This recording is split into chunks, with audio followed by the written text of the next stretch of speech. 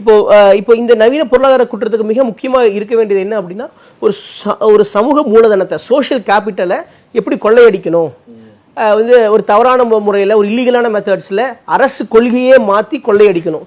இதுக்கு வந்து நார்மலாக ஒரு போலீஸ் இன்வெஸ்டிகேஷன் மட்டும் பத்தாது.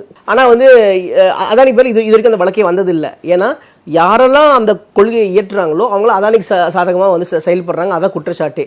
இப்போ ஒரு இடத்துல, இப்போ உதாரணத்துக்கு தமிழ்நாட்டில் வந்து லேண்ட் சீலிங் ஆக்ட் இருக்குது. 30 ஏக்கராக்கு மேலே வச்சுக்க முடியாது.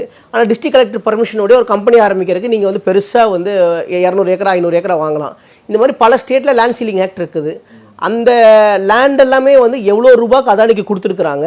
அங்கே இருக்கிற அந்த சமூக மூலதனத்தை எவ்வளோ ரூபாய்க்கு வந்து அதானி வாங்கியிருக்கிறாரு. ஏன்னா சமூக மூலதனத்தை பாதுகாக்கிறது அரசு ஊழியர்களை வந்து எப்படி வாங்கினாங்கிறது நமக்கு வந்து தெரியாது.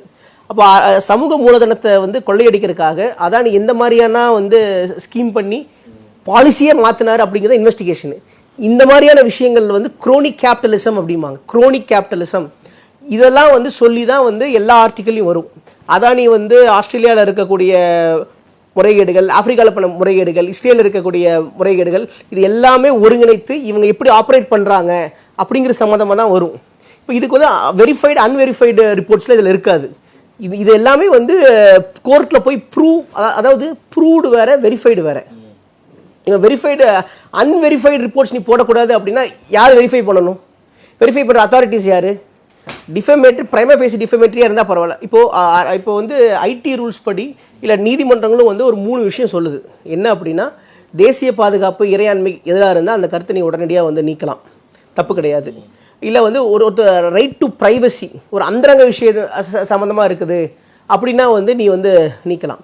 இல்லை அது பிரைமா ஃபேசி டிஃபமேட்ரியாக இருக்குது அப்படின்னு சொன்னால் நீக்கலாம்.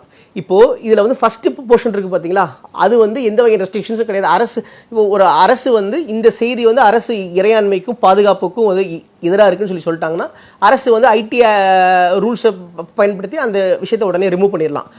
ரெண்டாவதாக இருக்குது பார்த்தீங்களா, ரைட் டு ப்ரைவசி பொறுத்த வரைக்கும் ஐடென்டிஃபைபிள் இண்டிவிஜுவல்ஸுக்கு வரணும்னு சொல்லி புதுசாக வந்திருக்க டேட்டா ப்ரொடெக்ஷன் பில் வந்துடுது.